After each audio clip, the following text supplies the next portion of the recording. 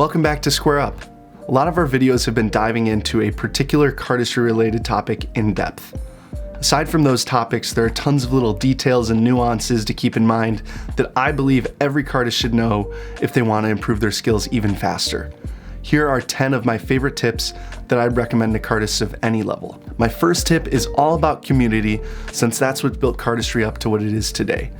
It wouldn't have been possible for these brilliant ideas to be created if cardists couldn't watch other ideas online or meet up in person to find inspiration. Being part of this community for the last 12 years has shown me not only how talented everyone is, but how generous other cardists are when it comes to sharing ideas and collaborating. This is a reminder to take advantage of that. Whether it's going on Instagram or the Reddit page and finding other local cardists in your area, or even teaching cardistry to a friend who isn't already familiar, there are tons of ways to get to know other people who share this craft. It may seem difficult depending on where you live, especially if it's a low population area, but you can always get on a video call with somebody and just jam and share ideas. You can also attend events like CardistryCon or other cardistry related meetups around the globe. There's even a pinned post on Cardistry Planet's Instagram page where you can comment your city or location, or you can even just look at where other people are from and meet some new cardists. Tip number 2, if you want the cards to feel even more natural in your hands, try to find ways of bringing cardistry into your daily life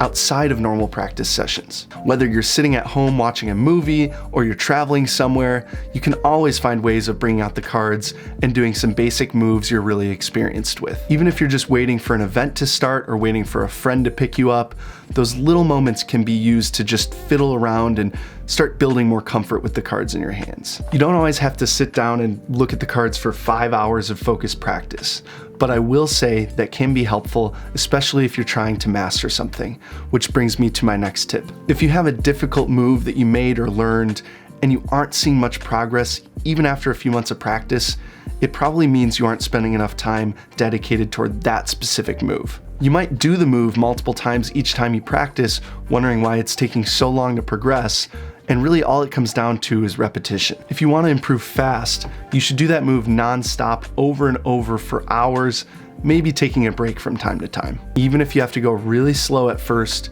you'll find this will allow you to be much more efficient with mastering new moves. As cardists, it's easy to get sidetracked when practicing something and start fiddling with new ideas or even working on a different move. It's totally okay to switch between things you're focused on, but if you switch it up at a really frequent rate, you won't progress as much. It's much easier to get in the zone and really figure something out if you stay focused on that one thing and let nothing distract you. It might seem like common sense, but cardistry is a very difficult skill and it takes loads of time to master even the most basic maneuvers. And when it comes to a move that you created, it's even more difficult to master because you're the one who has to come up with the flow and the overall style of the move. Tip number 4 should be pretty straightforward, but I feel like I have to mention it anyways.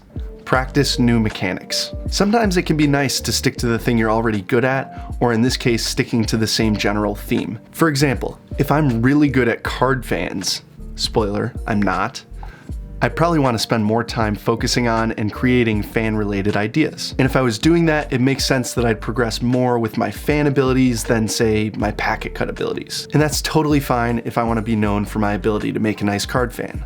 But if I want to master a deck of cards, or at least get close, then I need to work on other aspects of cardistry as well. This includes categories like two-handed and one-handed packet cuts, aerials, springs and dribbles, shuffles, and much more. You could even argue that practicing magic-related concepts like sleights and color changes could also help your cardistry abilities, because when it comes down to it, anything that's challenging your deck handling skills is going to help boost your cardistry along the way. Tip number 5. If you've been using cards for a while and your fingers start to get sticky or greasy or sweaty, just wash your hands. The deck will feel way better and even last longer, as you'll have less buildup from grease and dirt on your fingers. Sometimes decks will show these little dots that appear from dirt, and eventually the deck will start to feel gross. Outside of washing your hands, always consider where you're practicing, especially if you're using one of your favorite decks and you're standing over a wet floor. Quick update for you guys before we get into the final 5 tips of the video. We still have some decks left on our web store, so if you're interested, we're giving you 30% off your entire order. Just head over to SQUAREUPcards.com and use discount code SPRINGSALE30 at checkout. All right, time for tip number 6.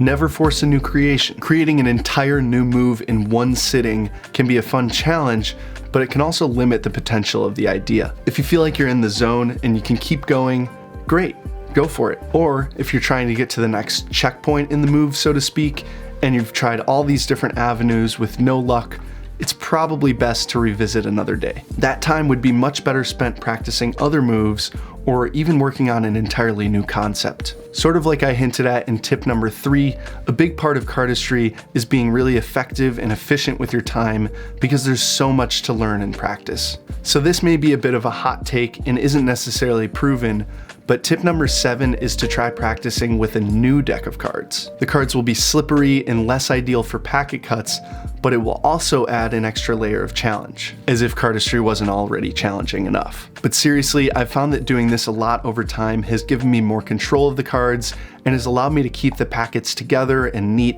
when doing a two-handed cut.